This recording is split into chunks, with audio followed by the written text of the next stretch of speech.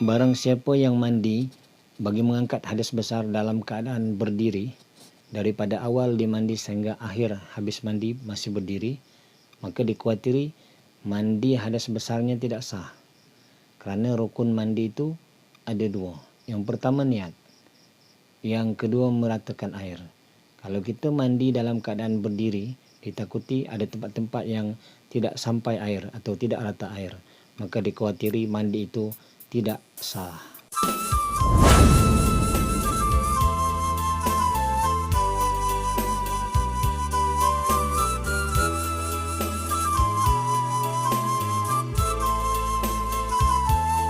Assalamualaikum warahmatullahi ta'ala wabarakatuh. Alhamdulillahirabbil alamin, wassalatu wassalamu ala asyrafil anbiya wal mursalin wa ala alihi wa sahbihi ajma'in. Rabbi syrah li sadri wa yassir li amri wahlul 'uqdatam min lisani yafqahu qawli.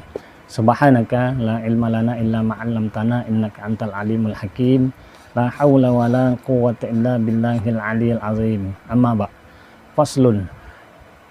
Furudul ghusli isnani an-niyatu wa ta'mimul badani bil ma'. Alhamdulillah.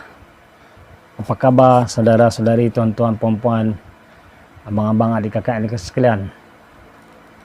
Bertemu lagi kita di kuliah kali ini, sambungan pada kuliah-kuliah yang lalu insyaAllah ya. Namun terlebih dahulu mari kita sama-sama memanjatkan setinggi-tinggi kesyukuran kita kepada Allah Subhanahu wa taala.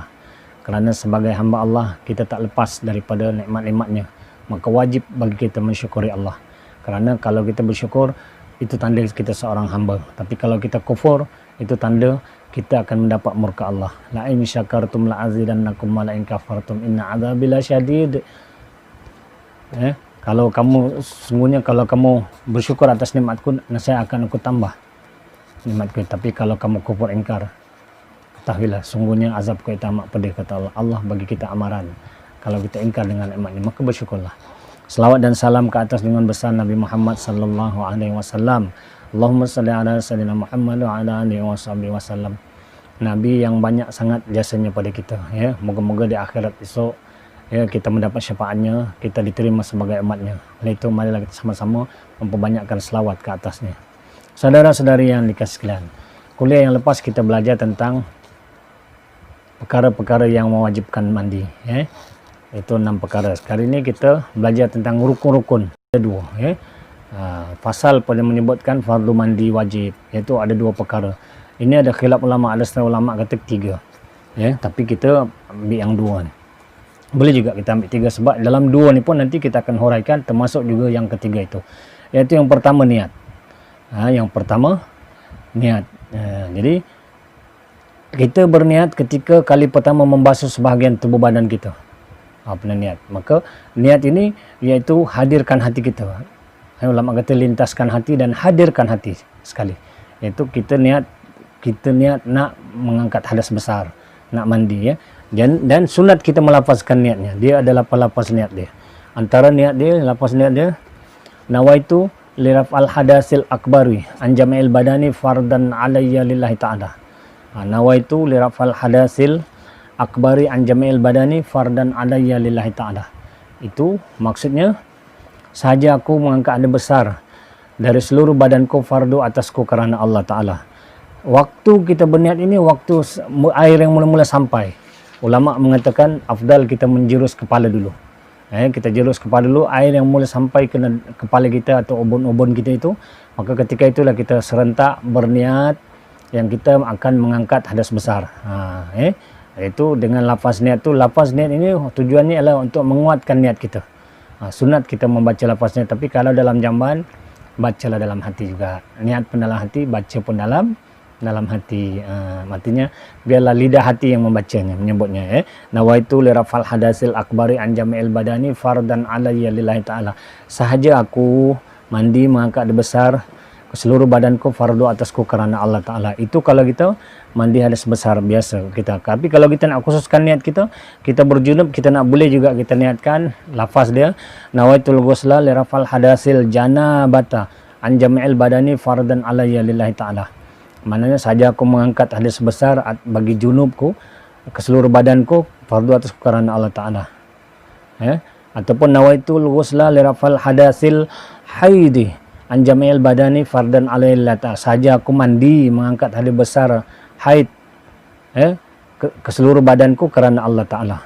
Ataupun boleh juga kita niatkan nawaitu ghusla li rafal hadasin nifasah an jamil badani fardan alaihi ta'ala, itu kalau kita mandi nifas, saja aku mandi mengangkat hadas besar bagi nifas darah ni ke atas seluruh badanku kerana Allah Ta'ala. Kalau wiladah pula, beranak, nawaitul ghusla li rafal hadasil wiladati an jamil badani fardan alayya lillahi ta'ala, itu antara lafaz-lafaz niatnya. Jadi yang pertama itu niat. Tak cukup kalau kita sekadar berniat nawaitul ghusla, saja aku mandi, tak sah. Ataupun kita berniat nawaitul taharah pun tak sah juga, saja aku bersuci, tak boleh. Maka hendaklah kita niatkan macam tu tadi tu. Kena niat macam-macam. Mana hendaklah disertakan dalam niat mengangkat hadas junub atau mengangkat hadas besar atau mengharuskan solat fardu atau fardu mandi atau menunaikan fardu mandi atau mandi yang fardu. Ketika kita mandi tu kita niatkan kita tu mengangkat hadas besar bagi mengangkat hadas besar kerana kita berjunub, mengangkat hadas besar kerana kita ada datang haid, mengangkat hadas besar daripada nifas, mengangkat hadas besar daripada wiladah, mengikut lafaz-lafaz niat tadi. Kemudian rukun yang kedua, meratakan seluruh badan dengan air, meratakan air. Maka rukun mandi itu ada dua. Yang pertama niat, yang kedua meratakan air. Meratakan air ni ke seluruh badan kita. Meratakan air ke seluruh badan kita. Apa yang termasuk seluruh badan kita? Termasuklah kalau kita nak ratakan air itu, termasuklah kulit-kulit, seluruh kulit kita. Kalau ada lipatan mak cakap, kalau kita ada setengah orang tu dia agak sehat sikit. Sehat kan? Jadi badan tu agak daging tu agak lebih ada menggelebih-gelebih, ada terselindung, takut terkena air. Yang itu celah-celah tu semua wajib kena air.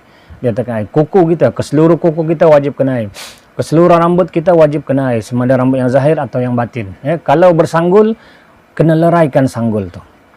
Sanggul wajib dileraikan jika ia menghalang air sampai ke dalam rambut, sampai kepada akar rambut, ke hujung tempat rambut tumbuhan kulit kepala. Tapi kalau boleh sampai, sanggul tu kecil, air kita rasa air boleh mengalir sampai ke dalam, sampai ke tempat tumbuh rambut tu, maka tidak perlu kita leraikan. Tapi kalau sanggul besar, tebal pula rambut, wajib kita leraikan. Sampai ke rambut. Kemudian kalau bahagian kaki kita, bahagian kaki kita yang ada pecah-pecah, terutama tumit kaki kita tu ada pecah merkah-merkah kan, maka hendaklah sampaikan air juga di celah merkah-merkah itu. Kecuali jangan sampai ke daging, takut dikata sakit lah kan, merkah nampak daging kan, tapi yang celah tu kena sampaikan air. Yang pertama. Yang kedua, di bawah kulfah. Kulfah ni bagi orang lelaki. Orang lelaki wajib sampai. Apa kulfah tu? Kulub.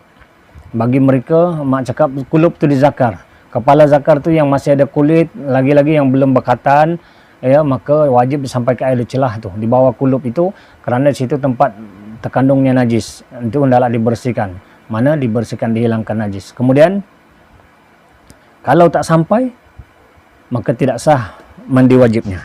Artinya wajib sampaikan kepada kulub itu. Wajib sampaikan kulub. Tapi kalau, jenazah yang dah meninggal dunia, tidak wajib kita buat sampai ke situ. Kerana itu dianggap mengaibkan. Takut tu dikatakan takut menghina mayat, mengaibkan mayat. Maka hendaklah, ini ulama berselisih pendapat pula yang ni. Ada ulama kata, kalau mengikut Imam Ramli, dikemumikan saja, tak perlu semayangkan. Macam tu sekali Imam Ramli ni, dia tegas. Tapi Imam Ibn Hajar kata, boleh semayangkan tetapi diwajibkan semayang, tapi hendaklah ditayamumkan jenazah itu. Itu kalau tak sampai air, sampai begitu sekali kita nak mandi ni, tak sampai air ke kulit kita. Kalau ada jenazah sekalipun, kena tayamumkan dia, baru boleh disemayangkan. Kalau maknanya kulubnya belum terbuka. Ini bagi orang lelaki faham lah. Orang perempuan faham sajalah. Itu. Jadi yang kedua, yang pertama bahagian kaki yang reka-reka pecah tu kena sampai air. Yang kedua, bahagian kulub. Yang ketiga, kawasan yang nampak daripada paras seorang perempuan. Faham? Perempuan. Ini untuk perempuan pula. Perempuan ni mak cakap, kalau dia nak buang air kecil, dia mencangkung kan, ataupun dia bertinggong. Waktu dia mencangkung, waktu dia bertinggong, kawasan yang terbuka di kawasan farasnya yang kelihatan, maka itu dianggap anggota zahir. Itu dianggap had sampai air. Tadi rukun yang kedua, fardu mandi yang kedua adalah meratakan air ke seluruh badan. Maka bagi orang perempuan, kalau dia mencangkung atau bertinggung ketika buang air kecil, di faras dia yang kelihatan, yang nampak, yang terbuka, yang terkeluar itu dianggap anggota zahir. Maka itu wajib disampaikan air, dibersihkan ketika dia mandi wajib. Faham ke faham? Faham lah Mana bila perempuan dia mencangkung, faras itu terbuka, mana yang kelihatan itu mesti disampaikan air. Itu yang ketiga.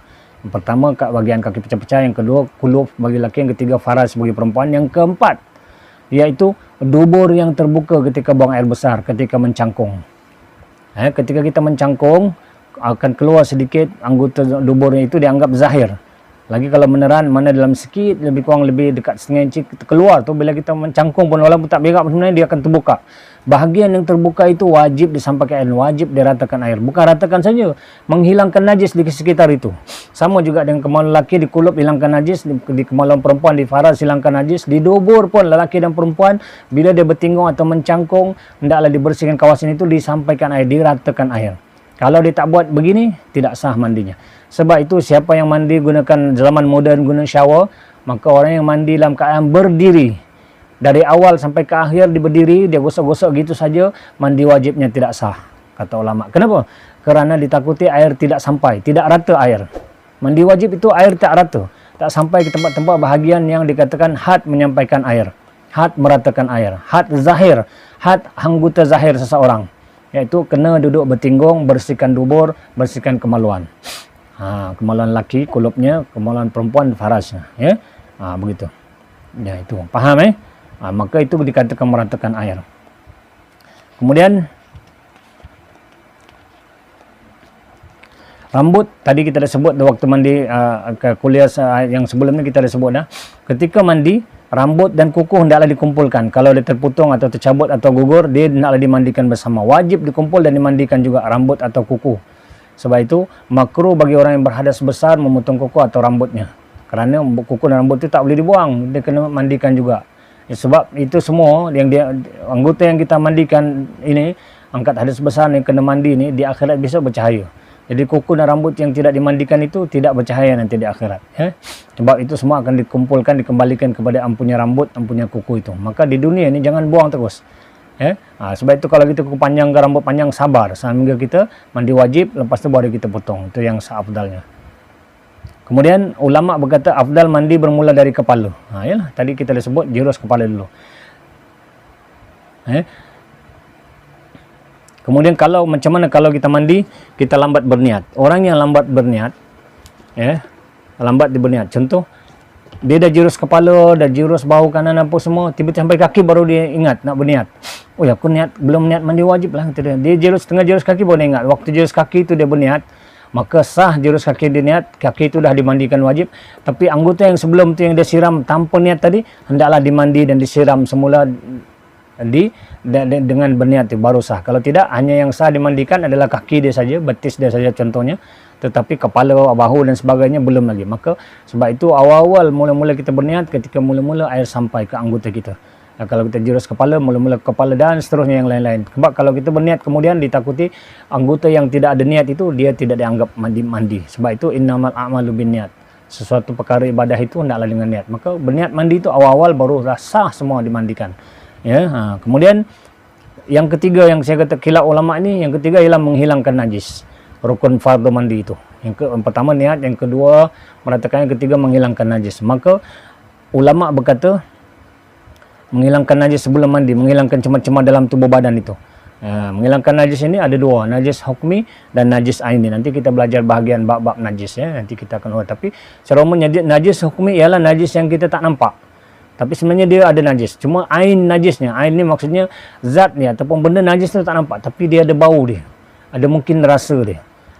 Tapi kita tak nampak lah, tapi bau kita cium, maka itu dipanggil najis hukmi. Itu wajib dibersihkan lah. Kita bersihkan, maksudnya kalau kita rasa ada bau lagi kat tangan kita, bau tu dibersihkan. Ataupun masih lagi kita cium bau yang kita buang air besar, cakap dari dubur tu ada bau, bersihkan bau tu. Tapi kalau terlalu kuat baunya, dia dimaafkan. Tak usahlah kita usaha sungguh-sungguh basuh lebih 3 kali pun masih ada baunya. Kalau itu dikata najis hukmi. Najis ain ni ialah najis yang nampak lah. Kalau kita kencing, nampak lagi air kencing mengalir kat betis kita, kat paha kita semuanya, itu hendaklah dibersihkan cemar-cemar. Jadi sebelum kita mandi wajib dibersihkan najis dahulu sebelum kita mandi. Sebab itu setengah ulama kata rukun mandi wajib tu ada 3, iaitu menghilangkan najis. Sebab walaupun kita kata rukun mandi itu ada 2, niat dan meratakan air, maka wajib juga kita menghilangkan najis itu. Cuma setengah ulama meletakkan dia menjadi rukun. Jadi itu 3 perkara yang mewajibkan mandi. 3 perkara yang mewajibkan mandi. Tapi dalam kita mandi wajib, ada benda-benda yang sunat yang kita perlu lakukan ketika kita mandi wajib. Kalau kita baca dalam kitab Sairus Salikin, ulama Syekh Abdul Samad Falambani mengatakan antara sunat-sunat mandi itu, kaifiat mandi itu, yang pertama sunat mandi itu hendaklah kita letakkan bejana. Kalau kita guna baldi di kampung-kampung, di telaga sebagainya, walaupun sekarang moden pun, tapi kita mandi dengan menggunakan baldi ataupun kita ada air dalam kolah, maka hendaklah bekas atau bejana air itu di sebelah kanan kita. Itu sunat. Letak bekas baldi atau besen ataupun kita berdiri, kolah itu di sebelah kanan kita, mana kita di kiri dia, mana di sebelah kanan, di tangan kanan kita sebelahnya. Sunat kata ulama. Kemudian yang kedua, memulakan dengan baca bismillah. Bacalah bismillahirrahmanirrahim, bukan susah sangat kan. Baca bismillah, tapi bila kita bilik air atau dalam jamban ke sebagainya, hendaklah baca bismillah itu dalam hati. Kalau kita baca lagi pula dengan masuk kita tilawah bertaranum pula bismillahirrahmanirrahim, haram hukumnya. Jadi sekadar hati yang baca bismillahirrahmanirrahim. Yang kedua, yang ketiga, membasuh kedua tangan dulu. Sunat sebelum kita mandi, basuh tangan dulu 3 kali. Begitu juga sebenarnya waktu kita bangun tidur mula-mula. Sebab ini perbuatan Rasulullah. Rasulullah kalau bangun tidur dia akan basuh, bila dia bangun dari tidur dia akan basuh tangan dahulu, 2 tangan. Jadi sebelum mandi wajib hendaklah basuh 2 tangan kita 3 kali. Yang ketiga, hendaklah beristinja. Ini beristinja ni mana membersihkan kubul dan dubur kita tadi lah. Mana menghilangkan najis dulu, mengain najis tu. Dan ataupun yang hukumnya membersihkan kubul kita dan dubur kita, membersihkan kemaluan depan, membersihkan kemaluan belakang sebelum kita mulakan mengangkat hadas besar, mandi hadas besar. Menghilangkan, kemudian menghilangkan yang cemar-cemar. Benda yang cemar-cemar dalam tubuh badan kita melekat. Ada dawat ke banyak. Kalau kita jenis orang yang selalu bermain dengan ikan, maknanya siang ikan, menjual ikan, ada melekat sisi-sisi ikan ke, atau kita cek dulu terkena lilin ke sebagainya kan. Maka ulama kita hilangkan yang cemar-cemar. Itu sunat. Kemudian yang keempat baru kita, yang keenam, tadi yang kelima, yang keenam baru kita ambil uduk. Bila kita dah ambil uduk, tadi kita dah istinja, dah apa semua. Lepas ambil uduk ni baru kita mulakan niat kita mandi wajib semua tu. Kan? Tadi kita sebenarnya kita dah mula, yang sebaiknya mula berniat lah. Mula kita basuh tangan tu kita dah mula berniat kita nak mandi wajib. Maka selepas itu kalau kita dah ada uduk, kalau kita sentuh lagi kemaluan kita tengah mandi tu boleh, tapi batal uduk kita. Mana perlu kita ambil uduk lagi semula selepas mandi. Kemudian yang ketujuh, ulama kata jurus kepala dulu. Jurus kepala yang tengah-tengah dari ubun-ubun 3 kali. Sambil di situ pun kita, kalau kita nak mula angkat tadi daripada basuh tangan pun kita dah boleh berniat. Kalau kita mula berniat mula basuh kepala pun boleh. Tapi tangan yang sebagainya yang lain tu hendaklah dibasuh dan diniatkan semula. Waktu kita basuh kepala, ubun-ubun. Kemudian ulama kata yang ke-8 hendaklah menjurus bahagian yang kanan dulu. Kalau kita jurus kepala, jurus bahagian kanan, bahu kanan, tangan kanan, kaki kanan, semua badan sebelah kanan. Lepas tu barulah yang ke-8, yang ke-9 sebagian sebelah bawah anggota yang sebelah kiri, pihak kiri. Maknanya basuh bahu kiri, tangan kiri, kaki kiri. 9. Yang ke-10, meratakan air ke seluruh badan. Ada lipatan-lipatan badan, mak cakap bagi mereka yang sihat-sihat tu, yang agak gemuk sikit tu, perut dia agak berlipat, orang kata ada tayas kan. Ketiak kita kena tengok, bawah dagu kita, celak belakang cuping telinga kita, itu yang berlipat-berlipat tu kena sampaikan air. Ada setengah ulama berkata benda yang sunat di dalam berwuduk, dalam mandi wajib, dia jadi wajib, maka kita kena ikut, kena ratakan.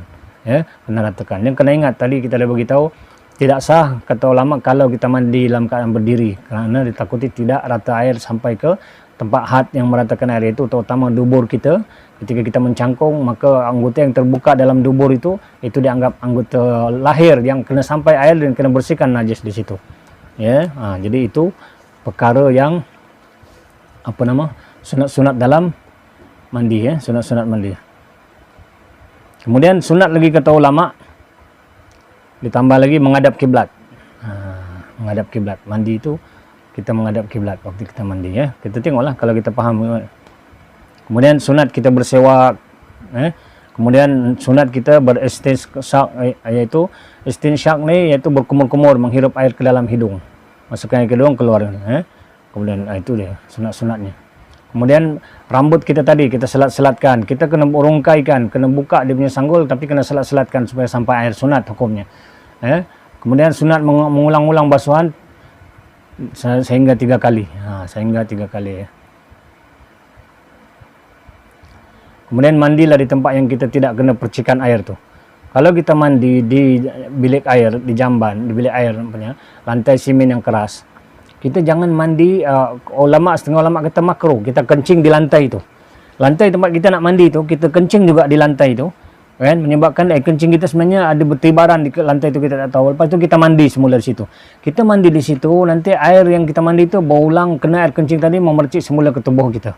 Maka makruh kita kencing situ, dan kalau jadi begini kita sebenarnya tidak bersih, tercemar lagi. Itu sebab bila kita kencing di lantai itu, pastikan kita jurus lantai itu bersihkan sehingga najis kencing kita dah tak ada, baru kita mandi wajib. Begitu ya. Itu sebab kita elok kita kencing di tempat yang sepatutnya, bukan di lantai itu saja. Mana pergi kencing dalam jamban atau di lubang yang mengalir air tidak bertakung di situ. Kalau di lantai itu takut dia tidak berapa lancar mengalir, masih ada lagi air kencing, maka terpercik semula kepada kita. Ya, akhirnya air mandi itu jadi air muntah najis. Muntah najis, air yang dah terkena najis itu memercik balik ke tubuh kita, tercemar balik tubuh kita. Itu. Kemudian perkara yang makruh ketika kita mandi. Makruh ketika mandi ialah menggunakan air terlalu banyak, membazir, itu makruh. Kemudian mandi pada air yang tidak bergerak, diam, air yang tidak mengalir. Kemudian makruh kita mandi pada air yang kurang daripada 2 kolah, kerana kemungkinan air itu menjadi air mustakmal. Nampak tu. Itu sebab tadi kan kalau kita mandi dengan baldi letak sebelah kanan, pastikan air mandi dari tubuh kita tidak masuk semula ke dalam baldi itu. Baldi itu kita dah belajar sebelum ni tentang ukuran 2 kolah. Satu baldi tidak cukup 2 kolah. Dia mestilah 60 cm panjang, lebar dan tinggi dia. Itu bekas tu. Ataupun 13 tin minyak tanah. Kalau satu baldi baru 1 tin minyak tanah aja, maka air mandian tubuh kita tidak boleh memercik semula ke dalam baldi itu. Itu sebab letaklah baldi sebelah kanan tapi tinggi sikit daripada kita, dan kita mandi jauh sikit daripada baldi, supaya ataupun kita mandi dalam keadaan duduk tadi, perlahan-lahan supaya air itu tidak memercik masuk ke dalam air baldi yang kita mandi tadi.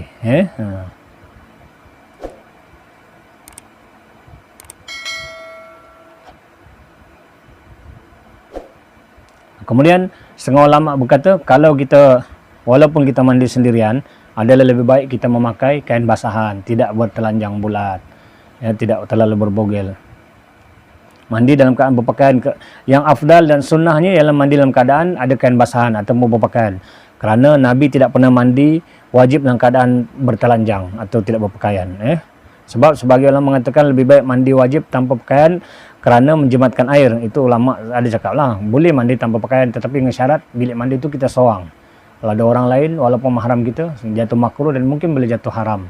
Kalau menyebabkan walaupun dia mahram kita tapi adik-beradik kita sebagainya, tapi menimbulkan syahwat, maka jatuh haram juga. Jadi hendaklah kita lebih afdalnya sunnah Rasulullah SAW mandi dia dalam keadaan berpakaian, artinya ada kain basahan. Kemudian tadi kita dah sebut sunat ambil uduk. Jadi itu beberapa perkara sedikit uraian tentang rukun fardu mandi. Faham tak faham ulang. Kemudian sedikit mandi sunat. Mandi sunat ni kita belajar sepintas selalu supaya kita faham. Mandi yang sunat hukumnya. Mandi sunat. Tadi mandi wajib. 2 perkara hukum. Ini perkara yang sunat kita mandi. Iaitu ada 17 jenis mandi sunat. Pertama, mandi untuk solat Jumaat. Mandi untuk solat Jumaat lah. Orang yang nak pergi sembahyang Jumaat, hari Jumaat tu selepas subuh, sunat pada dia mandi Jumaat. Mandi untuk pergi niat kerana solat Jumaat. Selepas subuh itulah waktunya.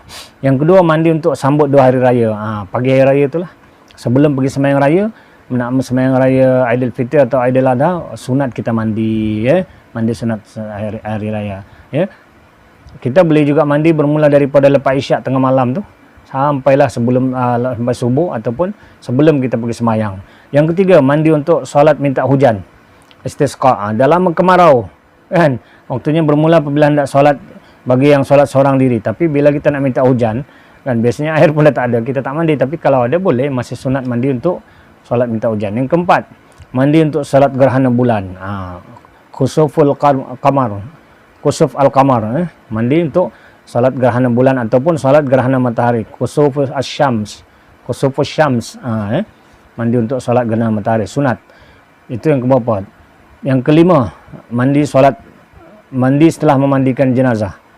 Itunya setelah kita menguruskan jenazah, kita mandikan jenazah sebagainya, maka sunat kita mandi.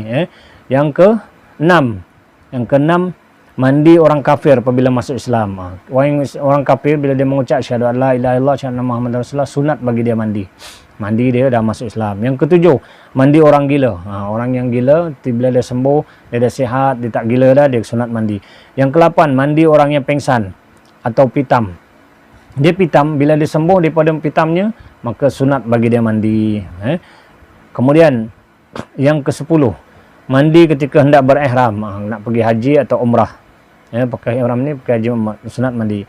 Yang ke-11, mandi ketika hendak masuk ke Makkah. Masuk ke Makkah, kita di luar, kita duduk hotel luar sebelum masuk ke Baitullah tu, sunat kita mandi. Yang ke-12, mandi ketika hendak wukuf. Nak wukuf pun sunat mandi. Yang ke-13, mandi ketika hendak bermalam di Muzdalifah. Tu. Yang ke-14, mandi ketika hendak melemparkan jumrah. Yang ke-15, mandi ketika hendak tawaf. Ini semua sunat mandi. Yang ke-16, mandi ketika hendak sa'i. Yang ke-17, mandi ketika hendak masuk ke kota Madinah. Jadi itu saja 17 sunat-sunat mandi. Kalau kita nak mandi, 17 perkara ini sunat bagi kita mandi. Kemudian kalau kita dalam keadaan berjunub, kan, kita nak mandi sunat Jumaat pagi tu, manalah tahu kita baru kahwin, lepas subuh kita cakap bawa hubungan intim dengan isteri kita, artinya kita dalam keadaan berjunub, maka boleh kita seorang mandi junub sekaligus dengan niat mandi Jumaat. Kita boleh niatkan sekali. Kita ni nak angkat hadis besar, tapi kita niat juga kita nak mandi sunat Jumaat. Tapi lebih afdal kita niat berasingan, mandi berasingan,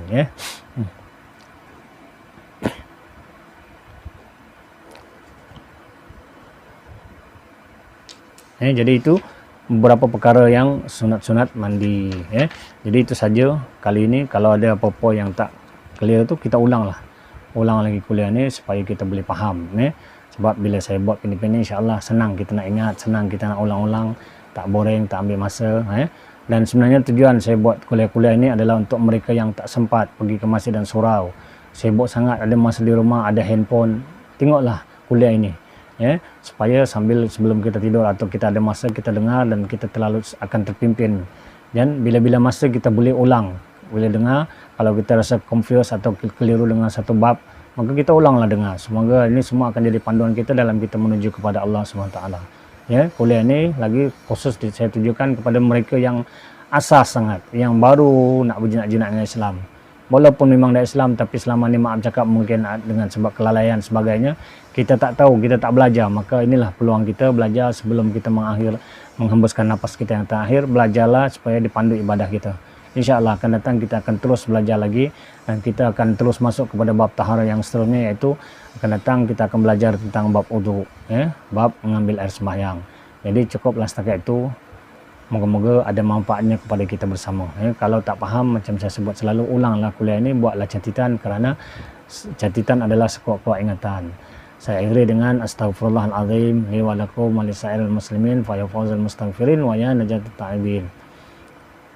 Subhanallah bihamdi, subhanakallahumma wa bihamdika asyhadu an la ilaha illa anta wa nastaghfiruka wa natubu ilaik. Bismillahirrahmanirrahim. Wal 'asr innal insana lafi khusr illal ladzina amanu wa 'amilus solihati wa tawassaw bil haqqi wa tawassaw bis sabr. Sekian, ampun maaf. Assalamualaikum warahmatullahi taala wabarakatuh.